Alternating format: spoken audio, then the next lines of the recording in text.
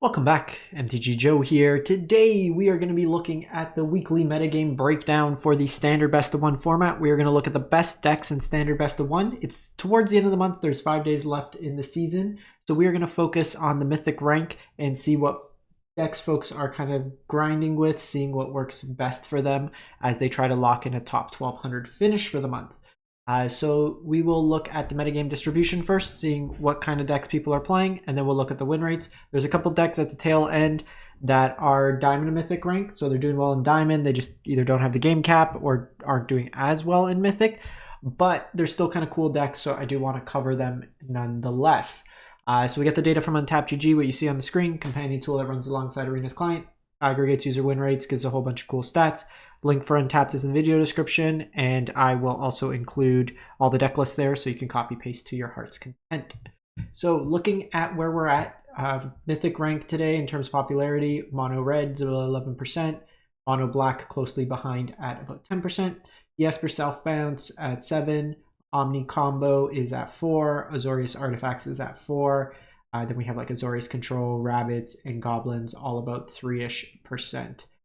So there's not any huge spikes per se, which is actually pretty interesting. We did see like the Omni deck kind of spike up more recently when people were starting to play that Mono Black mid-range. But then we see kind of more of a grouping. There's nothing like extreme outlier in Mythic rank, which is actually kind of interesting. It's pretty flat, all things considered. So looking at Mythic rank, we have 63,000 games.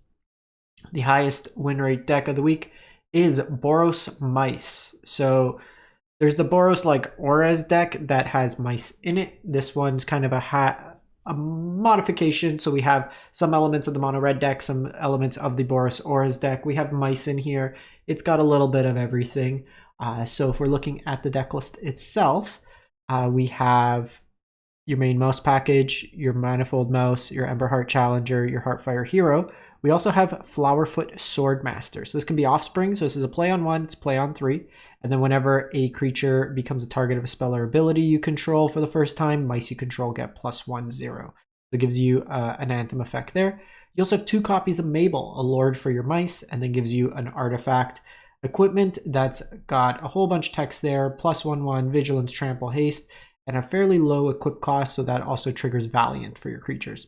Sheltered by Ghost is removal and life gain. Shard Mage is protection. You have Monstrous Rage still. Some Inties in here can trigger Valiant, give you Trample for big creatures. Then you have some copies of Hired Claw that also works with the Rockface Village, and a Screamy Mimi Nemesis in there just as an additional card. Also in Sanctuary as a honorary mouse. You could play the Verge here. They're opting to play Restless Biovac instead as an additional creature land. Moving on, we go to the traditional stock mono red at 60%. So we've seen them adapt to have 1 Soulstone Sanctuary. Again, very similar effects where it acts as either a mouse for Emberheart, but also a lizard for Hired Claw. The changes we're seeing is trimming 1 Nemesis for another Scorching Shot. So just a little bit cheaper interaction in the main. Otherwise, it's pretty much a stock list. It's a very efficient deck. It does its thing, very consistent, has card advantage engines built into it as well through the Emberheart Challenger. Then we go to the life gain. So trying to compete against aggro with life gain here. So you have a bunch of things that can gain you life. So Hinterland Sanctifier, creatures come in, that Soul Warden style effect. Leonin Vanguard gains you life if you have 3 or more creatures on your turn. Cheap evasive creatures with lifelink, Healer Hawk, and Rune Lurker Bat. That makes your Pridemates or Essence Chandlers grow over time, which is fairly strong. One thing with the Essence Chandler is in the mana base, you might actually want to play like the Pain lands. So like say the Black-White Pain land, because this gets flying when you lose life for the turn. You can use the land as a way to enable control in terms of when you want it to get flying. So while you're still a base white deck, that's a way to kind of play with those effects. You have Linden the Steadfast, so it was reprinted in Foundation's Ancillary product. 3 mana, 3/3, Vigilance. Whenever a white creature you control attacks, you gain 1 life. This is each instance of a white creature. Leyline of Hope doubles up your life gain and can be that Righteous Valkyrie style effect, and then Night Air and Avios helps you find cards. We then go to Mono Black midrange, so the Demons deck, 60%. one of the higher played decks. So Soulstone Sanctuary acts as a demon for the Unholy Annex. You have the one-shot combo and then some Archfiend of Dross. And then it's really just trying to kill your opponents. Nowhere to Run, Shieldred's Edict, Go for the Throat, Annoying with Affliction. You could play the new enchantment from Aetherdrift that forces them to sack a creature. If they can't, they discard. So that gives you some play where, in some cases, like if you're playing against Azorius combo, it doesn't really do much. Or Azorius control, they don't necessarily have creatures. So it's another way to kind of play around that. At least gives you the discard style effect. But just kill everything and then grind out with either the combo or just eventually play a big demon and smack in 6/6, 6/6, quickly closes the clock. So the mid-range deck that can pivot quite aggressively. So we have Mardu Aggro, which is really Boros Auras. So the one thing with this version here, you should be playing instead of the Thran Portal, the Verges. So we will add those Verges into the mana base. Those just give you another untapped land, base white, and then it lets you tap for both colors since you have a number of basics already associated. But the black comes from Callous Sellsword, but you're really just playing it for its burn together mode to fling it at your opponent. Again, the most package, but this one here, you have a bunch of auras as well as Optimistic Scavenger to kind of make a very large creature. You get things like Ethereal Armor, you can give it Flying with Feather of Flight, Demonic Ruckus gives Trample, so you build a big creature and then you try to like one-shot your opponent with the Double Strike or Trample from Ember Heart Chat, or from Manifold Mouse. We then go to Azorius Oculus, so 59%.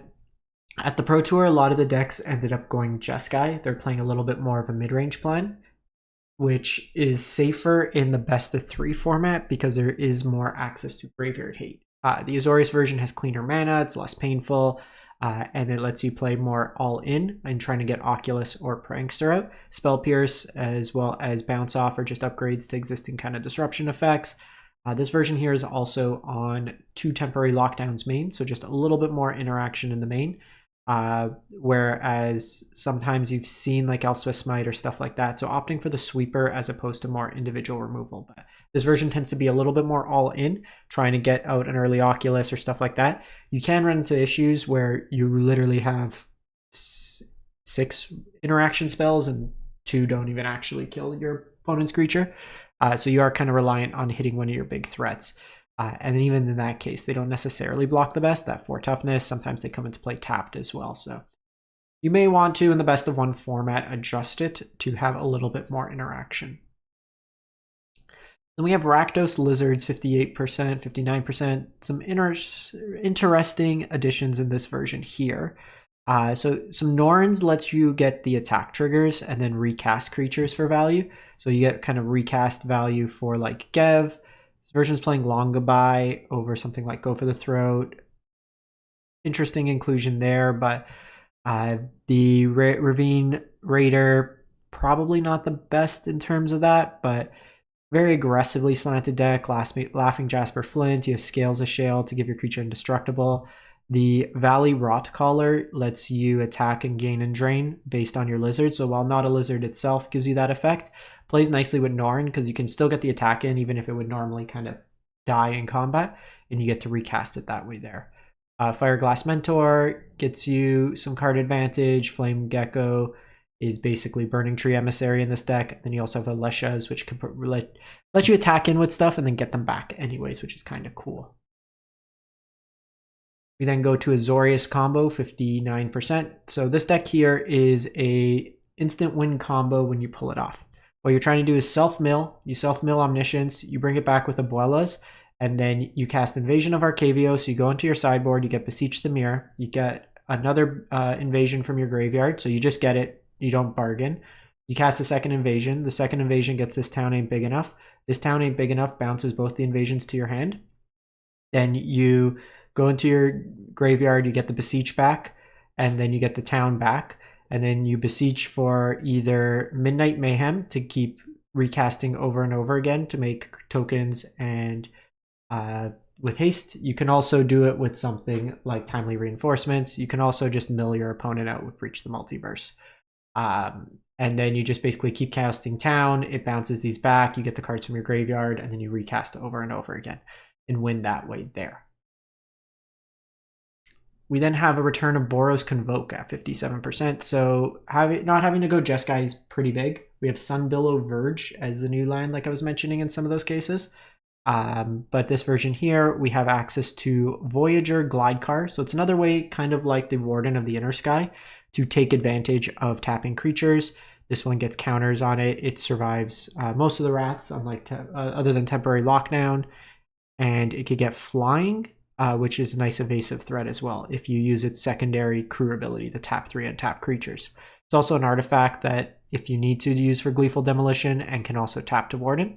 But most importantly, we have Nesting Bot, where before we had to play blue cards to get that secondary 1 mana artifact. The Nesting Bot gives you 2 artifacts. It creates speed, but you're not really using it outside of the Nesting Bot, but it's more just for it being an artifact in the deck.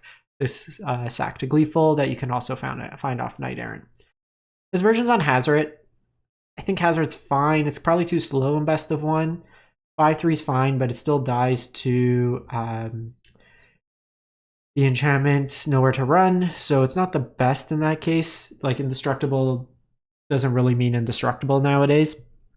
Against control and stuff it can be, but really even if you cast it on curve, it's not actually attacking until like turn 4, turn 5, the earliest. You have Resolute Reinforcements, Gates of the Case of the Crimson Pulse as removal, Sheltered as some removal, and then you're kind of top end. Haste out of nowhere, and the Knight Errant for card advantage. We have Esper Bounce at 56%. So Momentum Breaker is the other card I was mentioning. So just another way to kind of force your opponent to sack stuff that also can force them to discard and gives you Start the Engine. So it's some life gain also in the later rounds.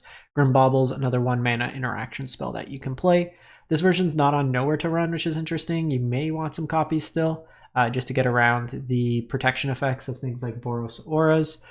Storm Chaser's Talent as a 1/of also seems kind of sketchy. I would probably be playing more copies of this as full 4/of, as it's one of the best cards in the deck.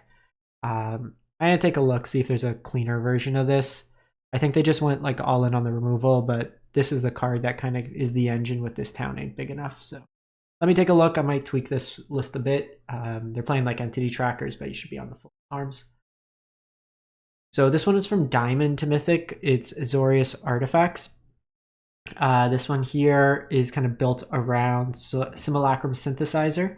So whenever a artifact with mana value 3 or greater enters, you create a construct, a 0/0 artifact. It gets +1/1 for each other artifact you control. You have Repurposing Bay that is kind of like Birthing Pod. So you have this like early interaction ramp style effects that you can then find Simulacrum. Pearlious Snare is a way to have more removal, kind of an Oblivion Ring with upside of max speed. And then you have Braided Net, kind of tap down stuff, get some value there. Thousands Moon Smithy as a pseudo, so you get like your original construct, you can tap it and then make more constructs with it, which is kind of cool. The Unstable Glyph Bridge is a sweeper effect that can then, when you flip it, it makes it so they either attack or cast a spell. They can't do both in a turn, so nice little tax effect. Voyage Home is an affinity card to draw you some cards. So interesting kind of deck here. We then go to Selesnya Cage. This was another diamond deck. So with Bright Glass Gear Hulk, it gives you the ability to have a toolbox shell, meaning that you can tutor in your deck for artifacts, creatures, or enchantments that are mana value 1 or less. By doing so, you're able to have a whole bunch of 1/ofs. So like the Voyager Glide Car, you can reset like your Gear Hulk with Pixie for value, Haywire Might for artifact enchantment hate, Graveyard Hate, Dusk Rose is cheap removal, Basilisk Collar for life gain, Authority of the Consoles for the aggressive red decks. Gives you some nice flexibility in the best of 1 format. Collector's Cage lets you cheat into play stuff. This version's on Obstinate Baloth instead of the White Overlord, which I would probably make that switch. I'll probably do that. Like, you lose some points against Pixie in this case, but it's still this deck 2-for-1s a lot, so their bounce doesn't really make as much of a difference in a lot of cases. I would probably make that change. The White Overlord's just such a hit off Collector's Cage. Then we have Dimir Control. So this one's got 2 of the Oil Deep Gear Hulks that can either target yourself or your opponent to force them to discard a card, like basically replace their best card with a card from the top of their deck, or in your case, get rid of your worst card and let you redraw, looting effect. Main win conditions are like the Gear Hulk, as well as Jace Mill or River Churn Monument. You can basically Jace -15 and then use the exhaust to mill them like a big amount. Otherwise, it's just a control deck, so a lot of cheap removal, counters mixed in, Malicious Eclipse as a sweeper, Deadly Cover Up in here as well, as Restless Reef as both mill and then a creature land. And then lastly, we have a cool take on Goblins. So Tinosa went 62 and 25. So mono red, you have Cavern for unblockable or for uncounterable. The big cards that we got were Howl Squad Heavy. Your other goblins have Haste for Krankos. This one's not all in on Kranko, it's just more leaning aggressive. Some of them are kind of with the speed package to go all in on Kranko, but Kranko's still a 4-drop a lot of times in the deck. This is also a Rabble Master style effect that gives you goblins each turn, similar with Squee. The Dropkick is a Lord that can then give flying to your creatures. They do get sacked. But Seer Slicer means that like any goblin that attacks replaces itself effectively. The Reuven Walt is a Lord that gives you card advantage. Draconautics can give haste and makes dragons. Lightning Strike in here is cheap removal. Monstrous Rage kind of plays nicely with Scamp still. You have Burnout with Menace. It can get double strike if you have max speed. Plays again nicely with the Monstrous Rage. And then you have the Grease Wrench Goblin that in a pinch late game can exhaust, get rid of say extra lands, give you some value that way. That's it for the week. Let me know what you've been playing, what you've been enjoying, and we will catch you next time. Thanks for watching.